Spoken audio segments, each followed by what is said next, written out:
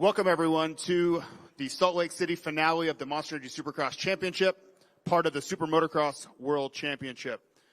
We would first like to welcome the Utah Sports Commission and their president and CEO, Jeff Robbins, Monster Energy, Fly Racing, our athletes, the teams and OEMs, our live streaming audience, and of course our broadcast partner, Peacock and NBC Sports. Broadcast details for the weekend will be as follows. Race Day Live will be streamed live tomorrow starting at 11 a.m., 1 p.m. Eastern.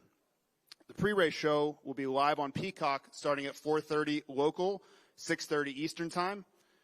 The racing will be streamed at 5 p.m. local and 7 p.m. Eastern, and the racing will also be streamed on it will be broadcast live on USA at 5 p.m. local and 7 p.m. Eastern. And please share all of those details on our social platforms so we can get the largest reach possible. Thank you in advance for that. The Spanish language broadcast will be broadcast domestically on Telemundo Deportes Facebook, YouTube, and X accounts, and available internationally via the SuperMotocross Video Pass. The French language broadcast, new for 2025, will be available internationally via the SuperMotocross Video Pass as well. We are going to immediately go straight into the athletes, and first up will be your 250 West Divisional Champion, Hayden Deegan.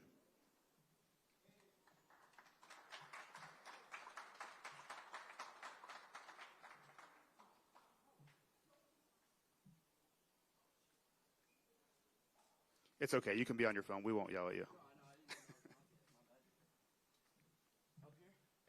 Yeah, wherever you want. So Hayden, first, congratulations on your 250 West Divisional Championship. Can you tell us a little bit about your mindset coming in here? The pressure is off, but of course you're such a competitor, we know you still want to win. So is there any thinking about pro motocross yet, or are you locked into this weekend? I know, it's pretty nice having the championship wrapped up around early. It's literally like I have no stress at all. And yeah, I'm just going to have some fun. And obviously I want to win because it's still 50 G's to win. So yeah, my goal is to go win and do whatever it takes. So we'll open up to the media. We'll start with Michael Lindsay. Hello. Hayden. Fourth professional championship, 2 SMXs, a pro motocross, and now a divisional supercross title. In terms of record books, divisional supercross titles are looked down upon as maybe the lesser item, but you're the kid that we saw riding a supercross track in his yard since he was on 65s. I heard you last week and being like, finally, I know it's taken maybe a little more time. For you personally as a rider, though, where does that title rank in? Yeah, I'm pretty stoked to finally get a supercross one. I feel like I wanted to take off all 3 on a 250. And I feel like the SMX one is a big deal since it's like you have 3 rounds, so it's pretty much top dog in that one. But the OG SX and MX is kind of like where I feel still is like the legendary titles to have. So I had to get those, and that's why it was such a relief finally getting the SX one, especially last year. I broke my wrist right before the first round, and then I got second in points. I think I lost by like 4 points. So it's been a chip on the shoulder, and yeah, we finally got it off. Follow-up for you. The SMX ones, like you said, are very short, very intense. Pro motocross is a grind.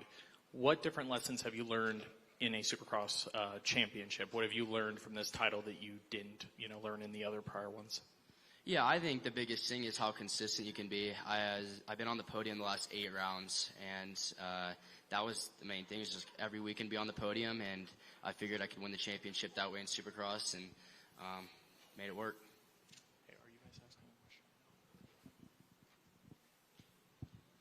Scott Yarger, Moto Now. Hayden, what was the relationship like with Cole this week? Yeah, we're still friends. Cole knows that this is not a teammate sport when you line up on that starting line. It's a 1v1, literally. A 1v21, pretty much everyone out there. But a teammate is someone you train with at the track. A teammate isn't someone that you race with. He's out there. He wants to win. He's not my friend either when he's out there, and he's trying to take the wins from me as well. So teammates, when you're out on the track, it's off. It's time to race, and teammates are meant for the practice track or at home training. Dan Beaver, NBC Sports. Obviously, if you're up for the win, you're going for the win. But knowing that the other 3 guys have a championship to wrap up on the other division, do you race them any differently this week?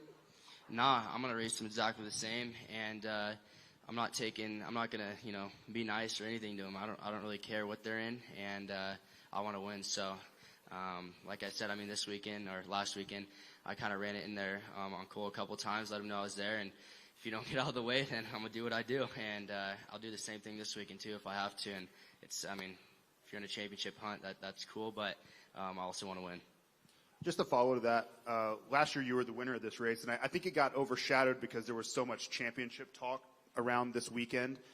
Where is your mindset? You think about a year ago, you didn't win this title, and all the success you've had since then going into this round. Can you reflect on then and think about where you're at now?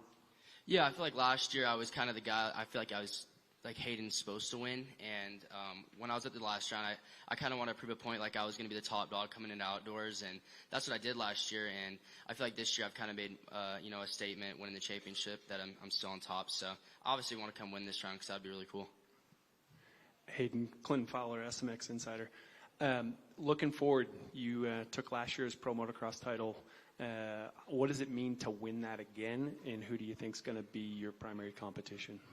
Yeah, I'm excited for outdoors. That's where I feel like I'm at home, and that 35-minute moto, I feel like a dog in those, so I love it. And I don't know, this 250 class is pretty gnarly. There's literally coming into the last round, the East Coast, there's 3 different guys that can win the championship. It literally shows you that anyone at any time can win. So this field's stacked, and I mean, I'm not sure. Really, it depends. I feel like last year's a bunch of random different guys that would be kind of up there with me sometimes, but I kind of want to do the same thing as I did last year, just dominate. Colin Cole's the Daily Utah Chronicle.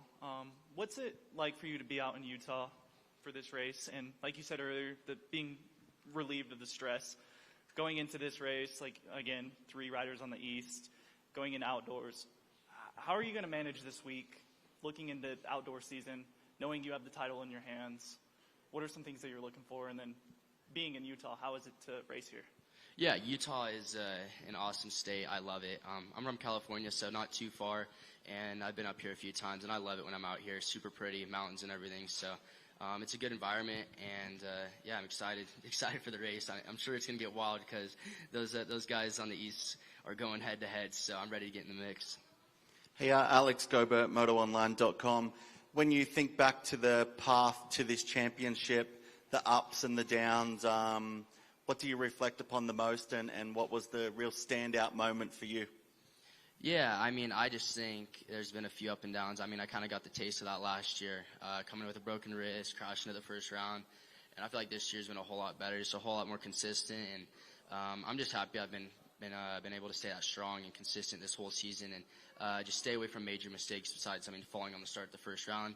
I haven't really had any massive mistakes, so that was kind of the thing that I enjoyed the best. Lurch with Race Day Live. With the multiple East-West showdowns, has that helped you gauge where you might have been on the other coast? Yeah, I mean, I feel like we've raced them a couple times now, and I don't know, it's kind of up in the air. When we all go racing, like qualifying at times kind of go away because guys that qualify like 5th will be able to run first place speeds. So you can gauge it, but honestly, I go into each race thinking I'm the fastest, and that's just how I've been since I was a little kid, and that's how I race. So the goal is just to win and figure out what's going on behind me. We have time for one more. Yeah, next to with MotoOnline.com for Hayden, just talking about how we got to this point as well throughout the season. You know, you're with Christian Craig, no longer with that as well. Just the changes throughout the season, just take us through that, the decisions you made that sort of reflected in, you winning in Denver. Yeah, definitely. I definitely switched up the program a little bit at the beginning of the season. I don't know, I just feel like I needed to be a little stronger, and I got that. I mean, obviously it started off a little slow this season, and I feel like I'm slowly progressing where I should be. But yeah, Christian and Ben and those guys that helped me preseason, obviously big thanks to them because it's a lot of sacrifice. And yeah, but I'm happy where I'm at. Thank you, Hayden. Good. I'd like to invite our 250 Eastern Division Championship contenders. First up, Tom Vial, last year's champ. Seth Hamaker and RJ Hampshire.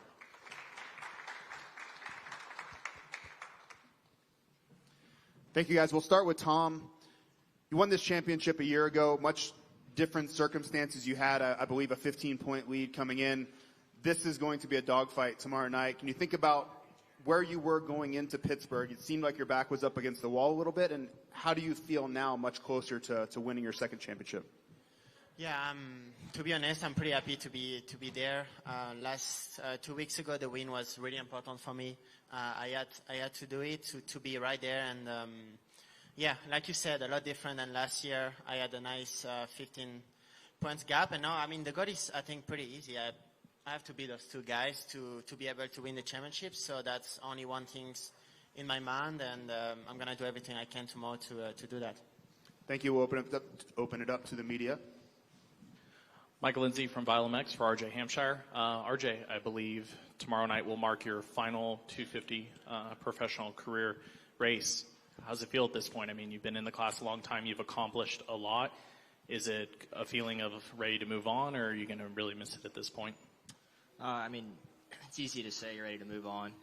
I've been around a while, but luckily I won't be 30 race to race in a 450 class or 250. So. Yeah, I mean, I'm just looking forward to this next chapter, but, really focused on tomorrow. A lot's gone into this. It's been a, grind of a year. So, yeah, all comes down to tomorrow night, and, just thankful to be in this position. Last follow-up for you. You said it's been a grind. You guys have all faced unique challenges this season, but we know particularly you, even coming into the season, had quite a few challenges against you. Coming into the Pro Motocross Championship, can you confirm if you will be at the first round with some of the injuries you've faced? Yeah, I plan to race all 11 rounds and SMX rounds. Dan Beaver, NBC Sports, for Seth. There are a lot of moving parts this weekend. It's not simply winner take all because of the West guys in there. Where's the nerve level sitting next to the two guys that have already won a championship? Yeah, I mean, I'm up against both of the defending champs from last year, so feels like an honor to be racing them, and I'm ready to go out there and just put my best foot forward each and every time on the track. First time being in this position in a championship fight, so it's what we work hard for. Grateful to be in this position, and yeah, I mean, we got East-West showdown, so we have guys from the West, and obviously us three going for this championship, so. Gonna have to kind of outweigh the situation, kind of how the start plays out tomorrow night and see where we're at. But, it's not over till it's over. Just got to remember that and fight all the way till the end. And just if I do what I've been doing, I feel like I have a good shot at this. Justin Schuler, Athlon Sports. For all three of you, really, this is probably one of the tightest championships we've seen in a while. But with the West coming in, you kind of touched on it a little bit there, but what is your guys' mentality going in? Because you guys have fought against each other all season long, and now with that kind of curveball coming in with the other division, is this approach a little bit different, or do you have to plan slightly different, or do you just try to fight each other through the race? I was tied last year coming into here, so there was nothing more stressful than that. I mean, I slept great this week, had a good week. Yeah, all my nerves, I think, kind of were settled last year, so. Like they've all said, it all comes down to, one main event, 15 plus, one. Put yourself in the best position possible. I'm ready to go. Alex Gobert, MotoOnline.com. Oh, sorry, was there more? Yeah, Alex Gobert, MotoOnline.com. For Tom, you seem to be peaking right at the right point of the season. So tell us about that, and do you feel that? Yeah, I mean, it's not always easy to do it. I felt great last weekend. 2 weeks ago for the last race we had, and it was nice to finally grab the win, and I was really happy about it. And yeah, we'll see tomorrow. That's like RJ says, one race, one 15-minute main event, and then a lot can happen. But we're gonna try to put, myself in the best position all day, and then of course try to deliver for the main event. Scott Yarger, Moto Now. RJ, you kind of touched on it a little bit, but being in this position last year, are you completely nerve-free right now? You have nerves no matter what every race, but dude, last year was tough, really tough on me. This year just kind of more open-minded. I feel like I'm in a better position with what I've been in all year, all season. This week was my best week I've had. I feel good on the bike. Just to have the goal was to be in this position when it comes to the final round, is to have a shot to go out and win and prove that, you can still win this East Coast Championship. So, yeah, I'm more grateful than anything. Like, I'm not nervous really for the fact to be in this position. Yeah, just thankful to be here and have a shot at it. And do you think that gives you an edge over like the other guys? Like Tom had a big lead last year, and obviously Seth, this is his first time in this position. I mean, it doesn't really matter when it comes to racing. When the gate drops, I mean, that nerves kind of go out. Like, we all want to win. Just we're in this position for a reason. So yeah, best man, win this tomorrow. Michael Antonovich with Course Heading. This will be for Tom. You've won multiple championships and been in this high-pressure situation, knowing the day is coming. But how do you approach the week? Do you run through the scenario multiple times? Do you envision the track map in your head, or do you just let the process come on Saturday? Yeah, I actually had the same in 2022 for my last MX2 World title. That was down to the last moto. I had to win the last moto, and I could deliver, so it was nice. It's not always easy. I think every year, every championship is different. And this is a Supercross one, so it's also a little bit different. But yeah, I had a good week. I felt great on the bike. Tried to do some testing a little bit because we ride some altitude. So the bike's a little bit slower, and then we try to make the bike works a little bit during the week. And I had a great week. So yeah, we'll see how we feel on the track this afternoon, and should be good for tomorrow. Question for Seth. Clinton Fowler, SMX Insider. Seth, it's been 8 years since the Pro Circuit Kawi team has brought home a Supercross title. Is there any added pressure for you going into this race to bring one home for the team? Yeah, I mean, that'd be just super awesome to get that done. It's been a long time. So, yeah, obviously that stuff runs through your head. And I just, instead of using that as added pressure, just kind of use it as more motivation and, more fuel to the fire to go get this win tomorrow night. But, yeah, I really want to do it for Mitch and the team, and everybody works so hard, and for myself, obviously. But yeah, that would be a dream come true for sure. And tomorrow night, hopefully, we can slap one on the door. Tom, I have a question for you. Colin Coles with the Daily Utah Chronicle. What are some emotions that you're feeling right now? I know you've been through this situation before. You've won this event in the past, but what are some emotions? You're sitting next to the two guys that could take that from you, but you have that 1 point and that 3 point lead above the two of them. What are your emotions right now? I'm happy to be here. So once I moved to the US, my goal was to win one day the Supercross title, and I could do it for my second year last year. So that was already a dream come true. And to be here the last run for the following year with the red plate is pretty amazing. That was my goal when I moved from Europe to the US. To be able to win a Supercross title, that was really why I came here. And that's 2 years in a row that we are fighting for it again. So I'm really happy to be here. It's going to be a tough race tomorrow for all three of us, but I'm happy to be here, and I'm going to give everything I can to achieve a second one. Thank you.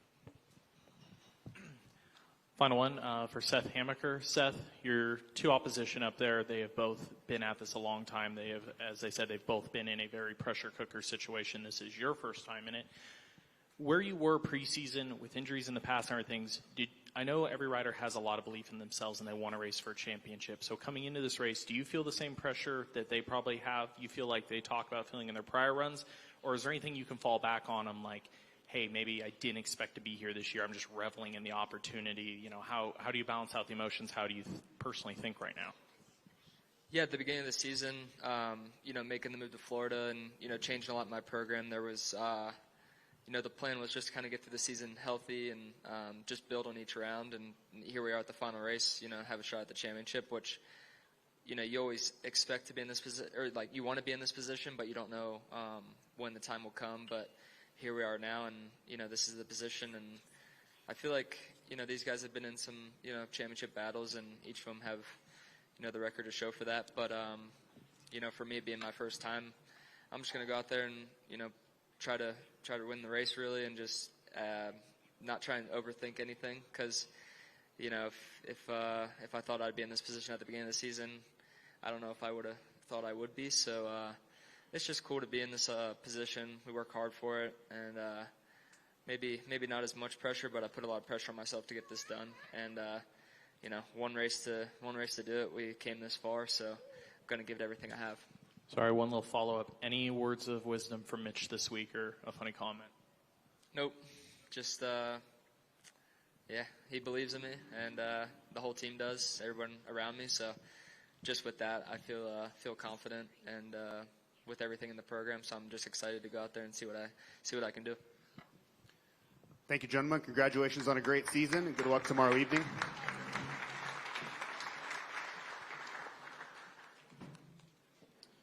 Up next, we're going to recognize a racer who's been around here a long time, and he's going to likely make his final Monster Energy Supercross appearance, and that is Kyle Chisholm.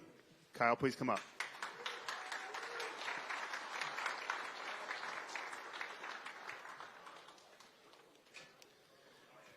Wherever you want.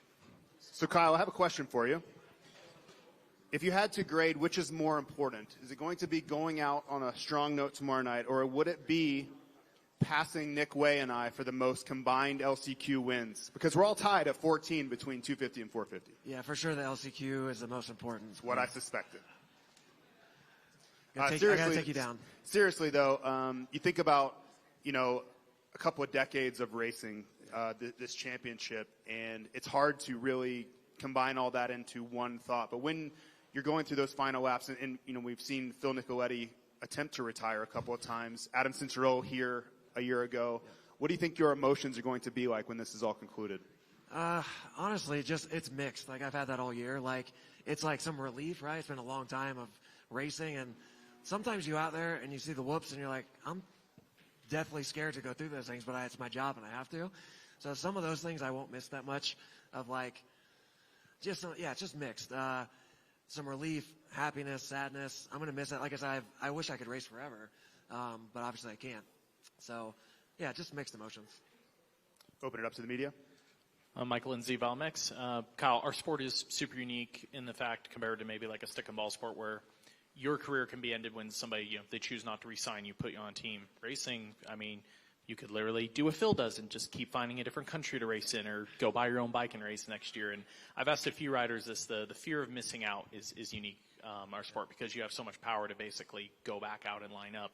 Somebody like Adam last year has cold hard quit, while Phil and our guys have come back in this position now. How certain are you of your decision? And if you are certain, can you tell me what this year has maybe made it a little bit easier for you? I mean, I don't trust myself to just quit completely, right? I mean, my wife laughing because she knows me. That's why I've said this is my last full season, doing all 17 and all full year. I love racing. Like I said, I wish I could do this forever. If I could, I would, but obviously my body's not going to let me do that. So, honestly, I foresee myself still doing some races, in the future. I'm still doing playoffs this year. That's the plan. Maybe do a couple outdoors before that. And then, even like what Dean Wilson's done this year, I love racing, right? So I'd still love to go do some races around the world, right? And, but nothing's done, nothing's set in stone. I don't really have any plan 100%. I don't see myself just cold turkey, never racing again like what AC's done. But we'll see what happens. I appreciate the honesty, and I appreciate that we're not having 3 retirement parties. I hope not, yeah. Michael Antonovich with Course Heading. To follow up on that, you've been part of this generation. You've been part of this generation that has had so many changes. Like even your kids behind me. When you came up, there was no kids. If you had a kid, it was the end of your career because you were going to be 2/10 slower. What is it about the last 20 years where the mindset has shifted? And for a guy like you, Kyle, I remember seeing you going to Southwick with your dad driving the truck to drive a Yamaha. Like, what makes you want to keep doing it? Well, it's definitely changed, like you said. When I started, it was like, nobody had kids. People retired earlier. I was like, man, I hope I could race until I'm like almost 30, right? This is back when I was, 18 years old. Even I'm back to the time like my dad was like, you can't have a girlfriend. No girlfriends around, around. No girlfriends, definitely no kids. So I kind of grew up in that era of things like that. But I think it's changed. I think obviously guys are racing a lot longer now. Look at like Eli and Jason Anderson and all those guys. So I think it's changed. It's definitely more of like I don't say a family sport because growing up it is a big family sport. My parents, brother, sister, everybody supported me a ton. So I think some guys did it, right? Some guys had kids. Like Chad was probably a pretty good example where you could have kids and still do good at racing. So, yeah, for me, one thing that I'm actually really glad that I've raced as long as I have is my kids. My oldest one's 9. Obviously they're here today. They're 9, 6, and 2. And again, I always wish I could have done better in my career, but I think it's cool to be able to. They're at an age now where they can kind of understand what I do and appreciate, hopefully, what I do. So it's just been cool to be able to still race where they're old enough to kind of get what I do. Steve, did you have a question in the back? I saw you trying to get attention. Please go ahead. Well, I'm trying to get you in because the microphone's far away from you. We can hear you.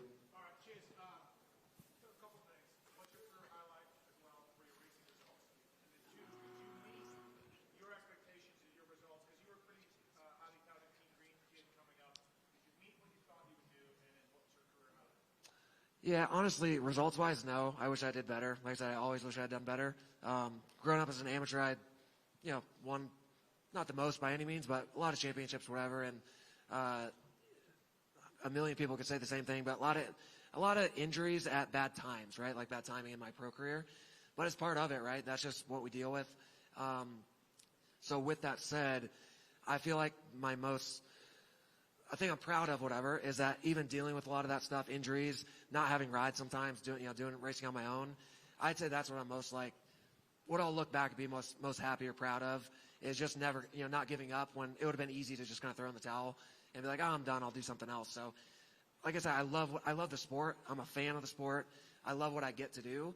So I think that's always what kind of kept me going. And all those times when there's bad injury at a bad time, whatever, I just, I said, my love for what I get to do kind of overcame the how it would have been easier just to quit.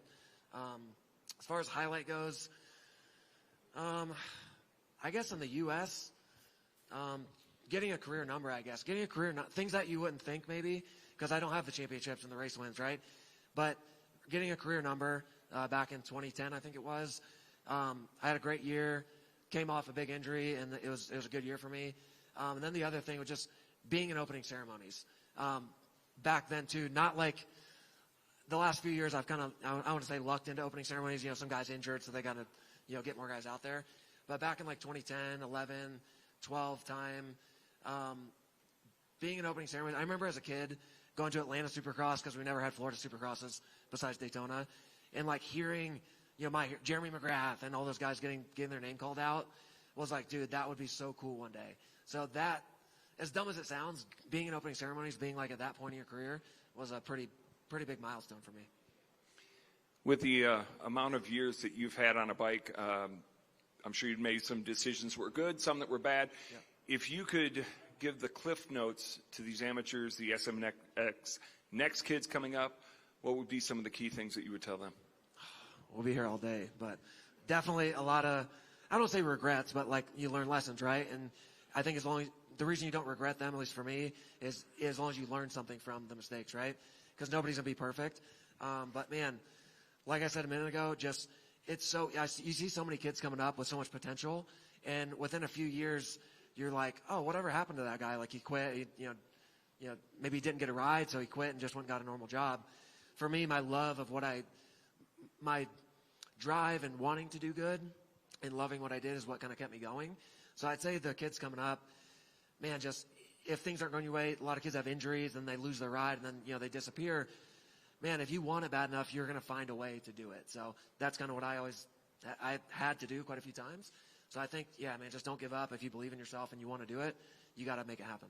And if you've thought about retiring before, did you talk yourself out of it or did somebody else? There's a lot of times in my career when I'm like, I'm done. I don't want to do it anymore. Most of the time it was when there's injuries and you're like, I just don't want to even. When it happens in that moment, you lose the motivation to like, you got to go through rehab. And, I've done my knees multiple times and it's 4, 5, 6 months, rehab. And you're just like, I'm done. I don't want to go through all that. And then the rebuilding. But again, you sit there and you're watching races. I'm a fan. You're like, oh, I got to get back out there. I want to be back out there. And that's why I don't trust myself to just never race professionally again. It's my last full season. And I know I'm going to be watching outdoors here in a few weeks as a fan at home and be like, oh, I want to get back out there. So we'll see what happens there, but yeah. Do one more with Alex.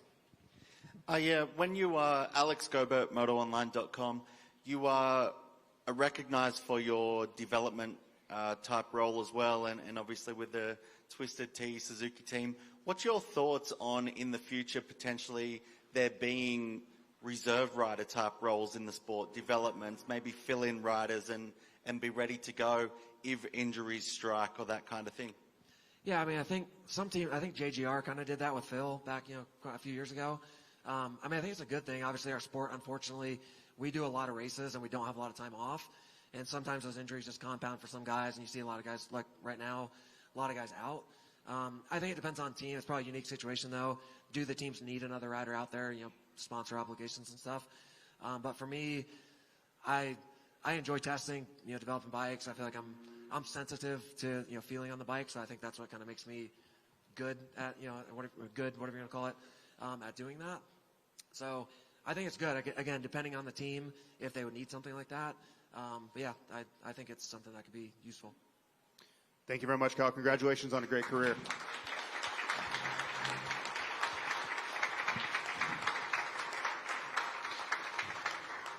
I'd like to now call up our championship contenders in the premier class for tomorrow night, Cooper Webb and Chase Sexton.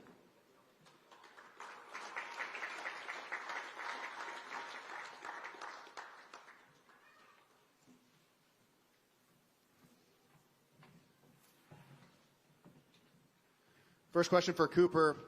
Cooper, you come in with points lead, but probably not as big as you would like. Can you talk about strategy and how you're going to approach the main event, knowing that you don't necessarily have to win the race, but you can't fall off the back end too far either? Yeah, I mean, it's been a tight battle all season, so it's super cool to get here. It's fun to be in the hunt like this. It's fun to be close. But yeah, I think for me, it's easy to look at the what ifs and, sit back and do that. But I'd like to race like I normally race. That's what's been working for me. And yeah, I love racing here in Salt Lake. I've had a lot of success. So I'm gonna go for the win if it's there. Obviously, if it's not, you kind of adjust your race strategy. But yeah, I think for me, as long as I keep the normal mindset of going out there to try to win on Saturday, that's usually the best place to be. Michael? Cooper Webb, I've been thinking about this a lot the last couple of weeks, your championship position. I find this so cool. You have 2 titles right now. That's what Chad Reed and James Stewart had by the time their premier career was wrapped up. Both their titles as well had a gap between them, and neither of them were able to accomplish a 3rd premier championship, and they ended up racing basically a younger generation afterwards. You're now in that position. You're the favorite for it. I find that just from a fan standpoint, industry standpoint, like naturally I look at the potential 3rd titles potentially being maybe the greatest you've had so far because of that, because it puts you on a pedestal that some of the best that we respect in the sport weren't able to do. I know it isn't done yet. The motions will hit if they have us tomorrow night, but in saying that, do you agree that the 3rd one possibly could be the biggest one so far? Yeah, it's awesome to think that, right, and to be 29 years old. I still feel great, like we always say, but it is, I've been pro for a long time, so to race the different guys, I mean, I remember when Chase came in as a rookie in 21, and that feels like forever ago, right? So I think it's really cool. Him, he's going to break a lot of records someday, but for the time being, hopefully I can take that step and get it done. But it is super cool, like I said, to race generational talents of, Eli and Kenny, and now it's the new guys with Chase and Jed, and then us older crew are still there. So I think it is by far the most competitive championship I've been a part of, and it'll be super cool if you get that done. Short follow-up for you. In this championship, what do you believe is a lesson that you've learned now that you have in any other point in your career? What have you had to improve on the most to be in this position? I think just you get better. As cliche as that sounds, that's like for me what you're constantly looking to do, whether it's speed, fitness, technique, starts, and I think that's just something this year that over time, you get better every year. And I think for me, I was good last year, but I've been able to also improve from even last year and clean up on a few of those different things. And it's just really cool to see. I never pictured myself racing this late into my career and at 29, and honestly, I never knew if I'd get another opportunity to be a champion again or put myself in that position. So I personally believe that, but it's not always the case, right, with the talent that we have and how gnarly this sport is. So I think for me, it's just something that I get to wake up and try to be better every day, and that's what I feel like I've done this year is been the best version of myself. Alex Gobert, MotoOnline.com. For Chase, you come into this weekend with a minor deficit, but obviously an important one. When you look back on this season and compared to past years in your career, how would you rate it and summarize the past 16 rounds? Yeah, for me, it's been a good year for me. I think compared to last year, I've grown a lot. Obviously, last year on a new bike, I only won 2 races, and this year I'm sitting on 6 so far. So we made a lot of progress. I think racing Coop, it's been different than it has been in the past. He's so mentally strong, and he really forces you to be perfect every night, and that's something that, for me, I think I've struggled with in my career. So I think he's forced me to be better in that aspect, and it's been really good. I think I've got myself to a better point in my career and as a rider and racer. So for me, I'm obviously in a little bit of a tough spot tomorrow night, but either way, I'm happy with how I've raced this year and the improvements I've made. John Leone from the Daily Utah Chronicle. Cooper, you mentioned your previous success here in Salt Lake City. How does that, with the environment, the unique elevation, the mountains, what does that do for you from a confidence standpoint, and how do you think it sets you apart as a racer?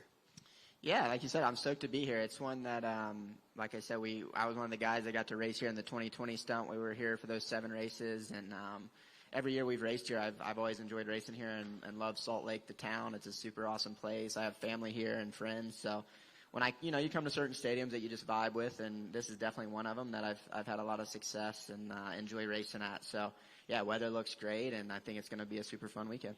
Yeah, Nick Still with MotoOnline.com. This will be for Chase. Chase, like you said, there is a bit of a points gap there. For you coming into tomorrow night, is it as simple as I need to get a whole shot, head out there and lead, or hey, if we've got to play games to make this thing interesting, will you prepared to go down that route? I mean, it just depends on what happens when you after the start, because you never can really plan a race out perfect. It's kind of have to wing it, and for me, obviously, I just want to go out there and try and win the race. That's my goal.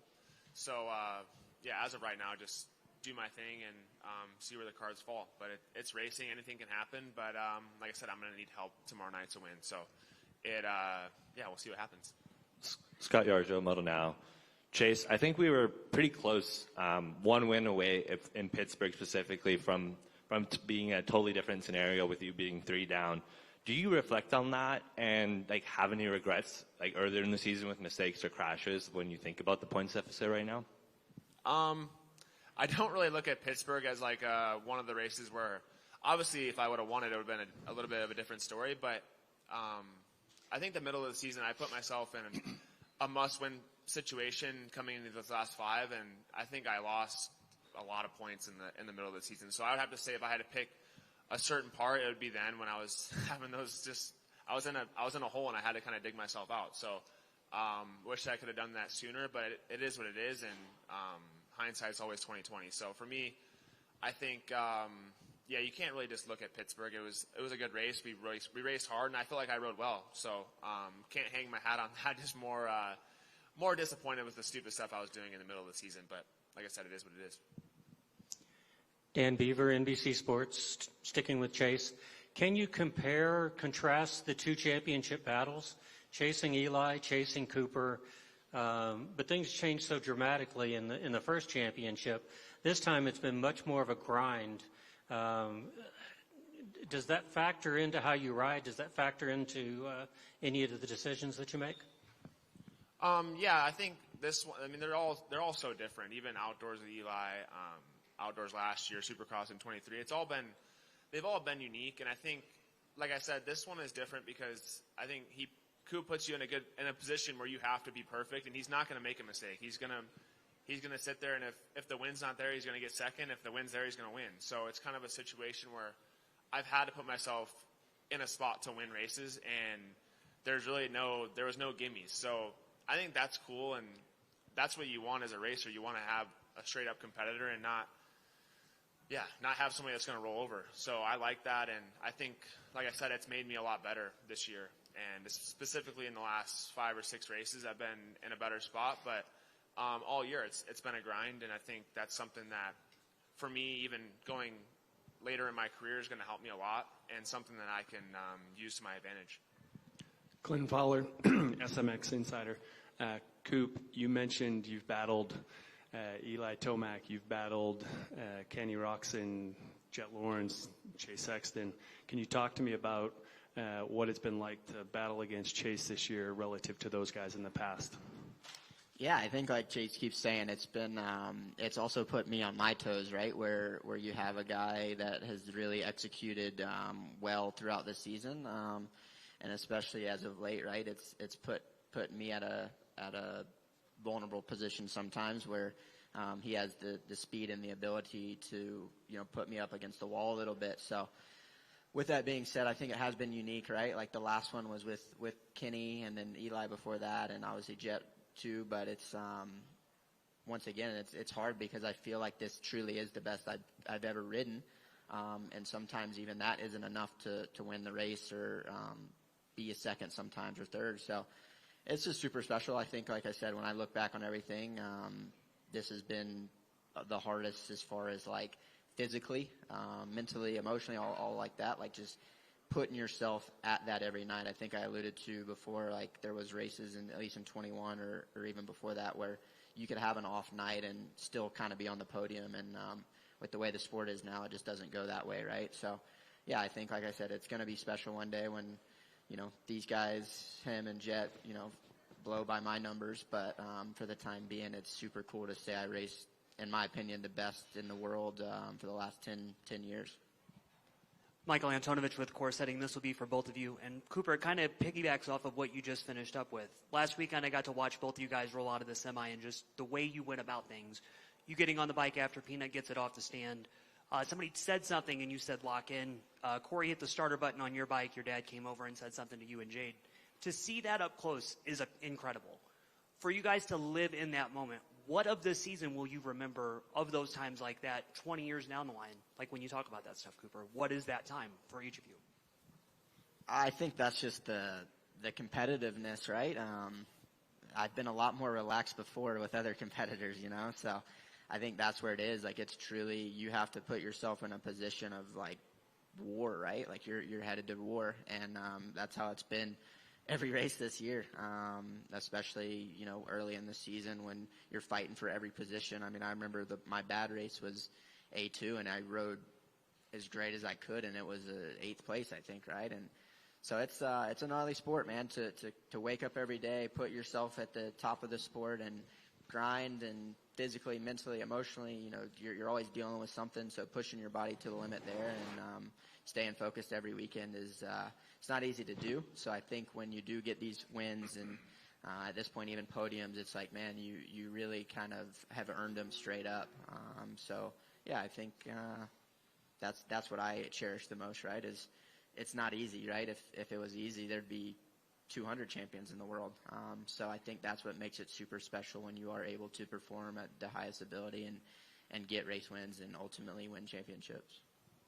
Lurch Race Day Live. Oh, sorry. Let Chase jump in. Okay. I think for me, I don't think you can find two more competitive guys going at it. I think obviously he wants to win and I want to win, but I think it's even gotten to a new level. I think as far as me, I'm super competitive, and I think he's the same way. So I think when you see that, it's very intense, especially before the main events. Everything's got to go right and in your way, and you just kind of go out there and put your best foot forward. But you got to be locked in to do that. So I think when you see that intensity, it's just two guys that want to win more than anything. Cooper, with your second championship at Chase your first, it sort of seems like that would be the blueprint of what it takes to be a champion. Here in 2025, how have you had to change as a racer to put yourself in this position here? Yeah, I look back at those when that was a cakewalk, right? Meaning not a cakewalk, but, it was a much different time and a lot less riders in the mix. And, I came here with, I think, 23 points or something like that. So you had a big buffer there. So I think as a racer, you just, once again, it's getting better, right? You have to mentally be better, physically, emotionally. The bikes are getting better. You got to start better. It's evolving. So I think for me, just being a better all-around rider is what I've worked on, and it's simple as that. I think for me, just like he said, being all around better. But for me, I think it's different. I've always had the speed and ability to go out there and win, but I think there's been stuff that's held me back. And like I said, I kind of allude back to racing him. It's made me really fix those issues, and something that I'll always be grateful for. I raced Eli outdoors straight up in 22, and then it was kind of the same thing. But every championship you go after and every long season, it's not easy, and you get a lot better throughout the year, more than you could ever get practicing. So, like I said, I'm just grateful to be in this position, and it's a cool thing to get better through every year. Michael, for the last one. Cooper Webb, there was a comment that Chase made that honestly I feel most of us in this room have felt or said this about you in the past or at any point in your career is, hey, Cooper Webb takes the wins when they're there, he takes the seconds when they're not there. But also in the same breath, we talk a lot about your clutch performances, the nights that you kind of will things to happen. So when you hear those comments from competitors, media, everybody, do you think that's an accurate representation of your racing style?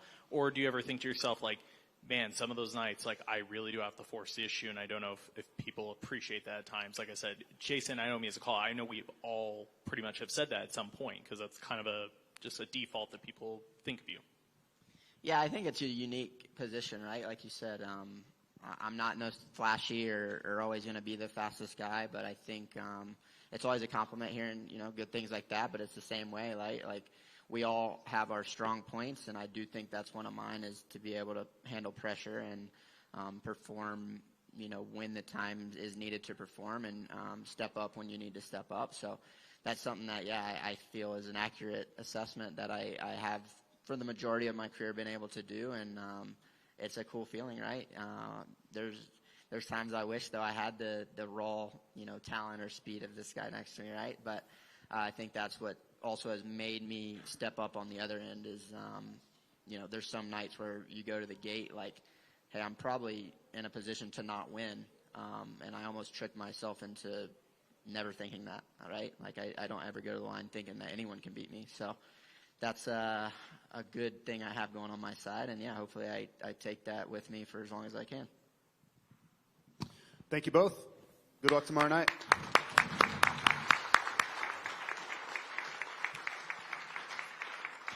I'd like to bring up the representatives from the Ryan Dungey Foundation.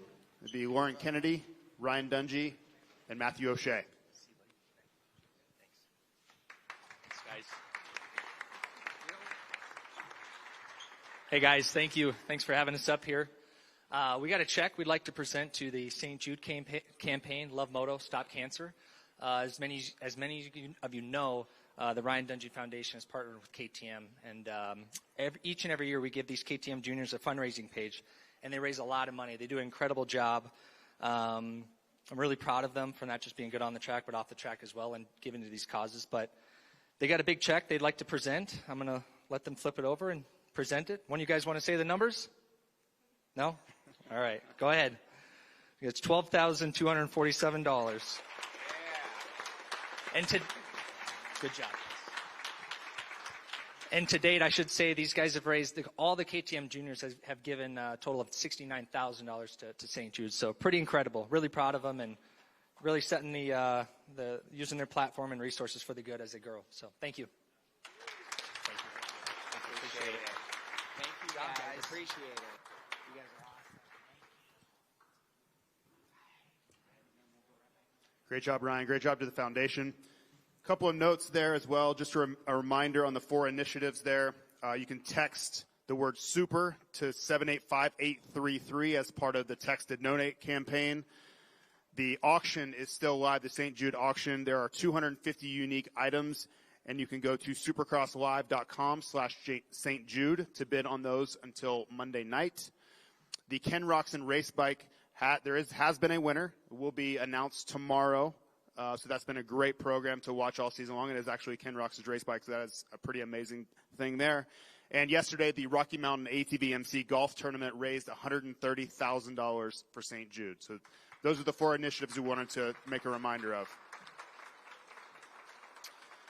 The last note, all of the riders that did not speak today will be on the track to speak to the media, as well as the top 10 East, the top 10 West, and the top 20 in the 450 class So they will be there from, I believe, 1 to 1:20, and then riding will commence at 1:30. So thank you, everybody, for being here, and enjoy tomorrow night.